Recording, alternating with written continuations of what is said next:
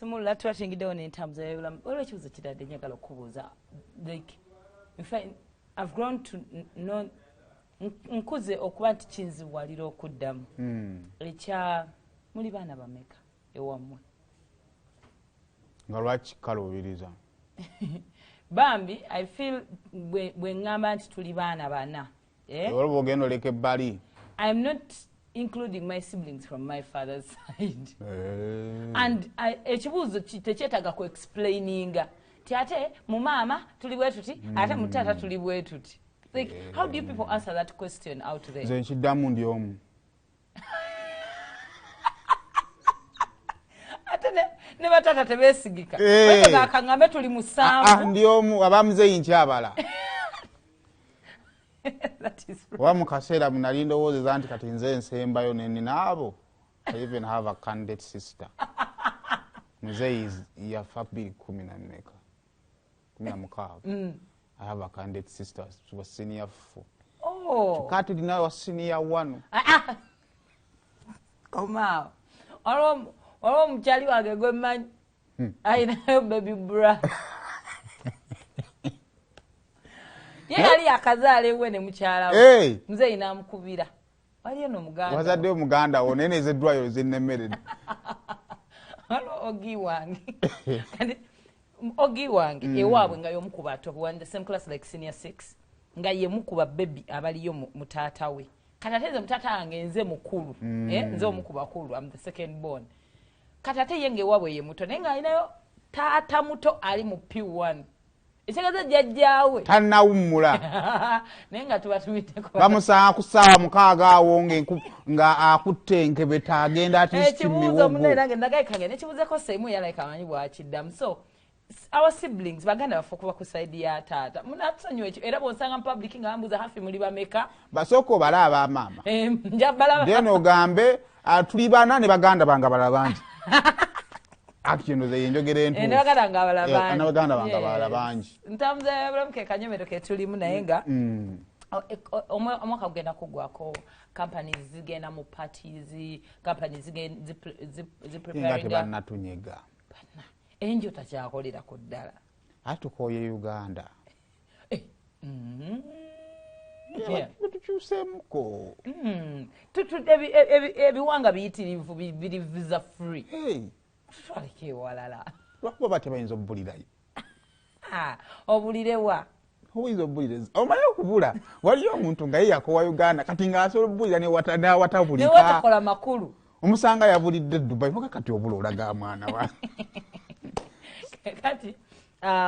ebimu ku companies ebatera okukola as giveaways as bagenda mu parties ezisembayo abamu balina abosanga kati nga TV stations, radio stations ezikola mu entertainment balina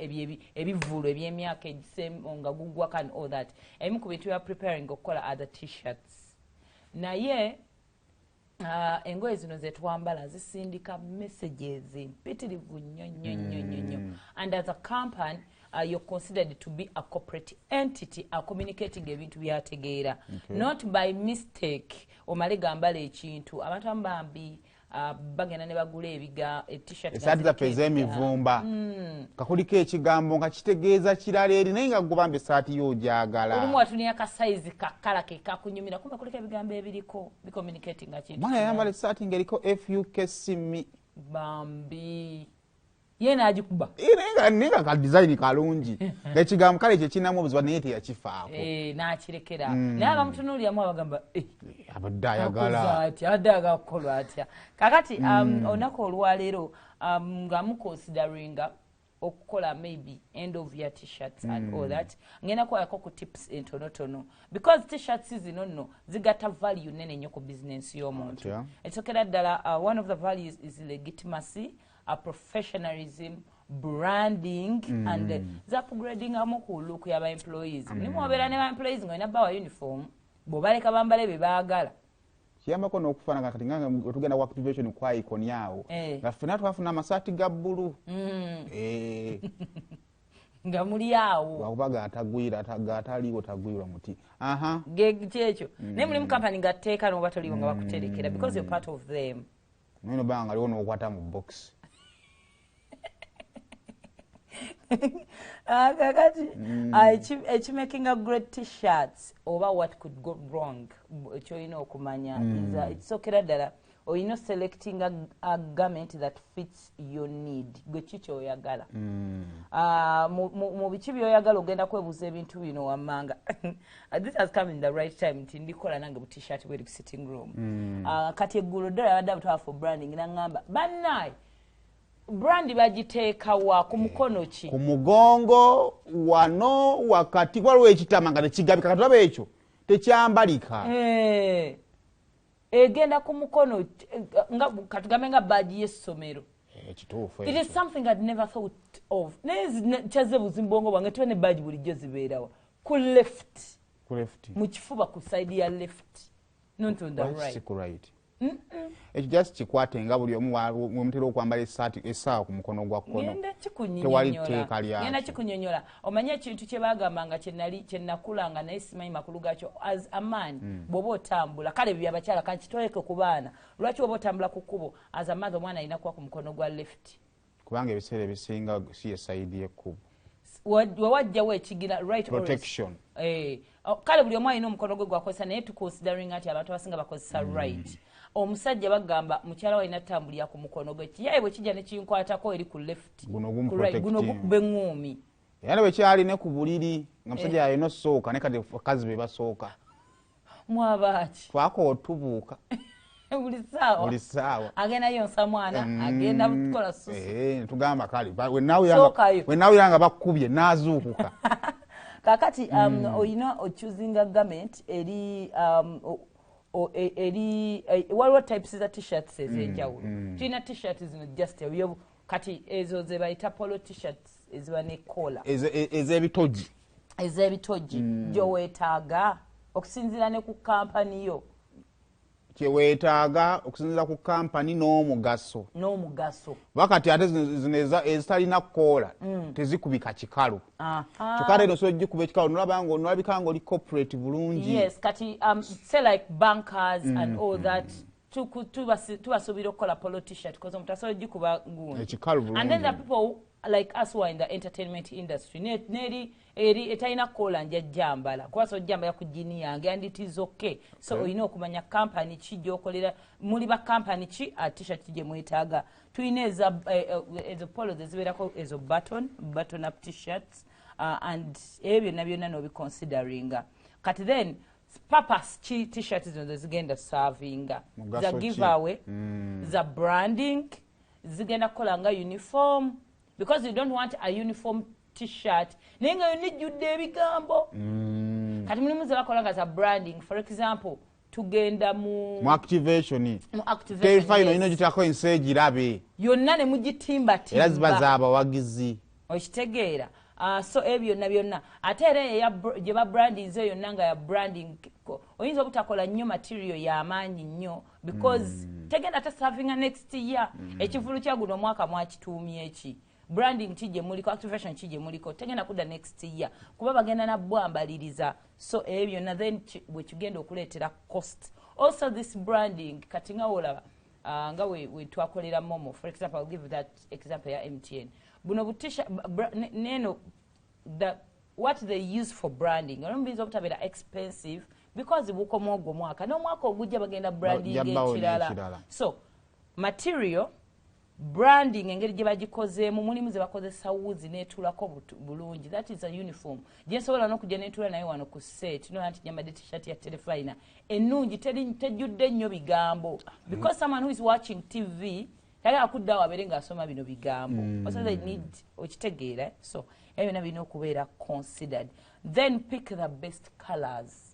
some companies kati ngano ku telefina tulina colors that we stand for is a brand yaffe era bw'onoolaba nga nyambadde t-shirt nga ya for example yellow erimu purple naye ng'eriko branded telefina ojja nalowooza nagyekoledde actually we have it's not brown is it orange nikyokka naye era amasaatu we go for blue yeah ne tulinamu orange naye ate color esinga okutambula is blue like newe masinala bakigambo telefina bwenda bakala njegama t-shirt ya telefina nezo kala bamanyi because muina colors mutambula nazo say like 3 colors lero kala izo full manka plain white like the t-shirts we have nayenga era somehow blue ne orange aina wapi alingira just ngeyo kala yakwata so most people nadala nga kala yakwata yo eyeyo company you go for that particular what color then print the logo on the right side nga wenkugambye kubere amabere gabaga mirundi ebiri ku left side mbadde nyala ku kyangu nene kizukira nekijukira amabere gaba abiri then with branding kati ezo shirts nazo zisoboka nazo bazikola nti uniform and then waliyo bwebanga ya advert it is advised oteka emabega ku t-shirts billboard erabike kuba omuntu mwangu okutunuulira emabega zano mutunuulira mu maaso already nyambadde t-shirt ya branding but ati weba tunuulira njeko bizano bantunuulira coach okitegeera it is not sikya bugunjufu okutunulira omuntu kubanga kizibu okwawula face nti etunudde mu kifuba kya muntu kamosa especially ng'abakyala bw'otunulira nnyo mu kifuba nja kwerabira nti nyambadde t-shirt ate eriko obulango kumbe oli alisoma kala okuza alina kyayagala ekirala naye ene mabega wabeera okay then choose the message that works gye tuyita a call to action CTA what are you communicating engeri gy'obibrandinzeemu gy'obikozemu like ogaseko ebifaananya for example egenda kusika attention y'omuntu kisobowaliriza omuntu okukyuka n'atunula bwati kati ebyo bijja kujja mu fonti bijja kujja mu kala engeri gy'otaddemu ebigambo byo like omuntu atambula ali ku bibi oba ali ku boda are they gonna pick that message oba just yotuukiriza mukolo so abo abaana oba abantu abo abakola branding osobola obbawa kyoyagala but also listen to them they advise then nekirala as a company nze kati nyinza okubeera se like I'm the HR of this company oba owa sitting room nze nga nina kenjagala okwambala but abakozi nabo balina kye baagala give them chance basobola okuwabula so that buli ayambala t-shirt eyo oba uniform eyo they are comfortable okitegeera omuyinza okugamba abakyala bambale eno abaami bambale eno naye ne mutuuka ne mufulumya bu t-shirt bwampaka kyokka abaami bwe babambala balinga bakyala so buli omu making sure they are comfortable mu uniform eyo gy'abayambadde of course bidi bwe ngambye message entuufu mujja kugiramu design n'ebyo byonna okozeza v and all that message etambule bulungi so to companies nga you planning to do mugenda ne mukaka abantu bi uniform naye omuntu n'afuluma ne gate ya company nazzaako esweta baana batambula negundi n'amasweta okitegeera kulokubanga not because they don't want to brand nekyo mwambambaza kyakiralu nnyo kibe kirungi kibeere nga nze ng'omuntu tekyonona brandi yange kirungi twagala kampani tuyingire mu musaayi naye waliwo brand gye bakuwanga ezitowanga ekulumya ng'ebonyabonya waliwo empiso yakyo gye bakubanga eyingira eruma eyo eya syphilis kakati mu branding zamwe ziringa mpiso ya syphilis bagiyingiziza mu bulumi ne mu bulumi obw'ekikazi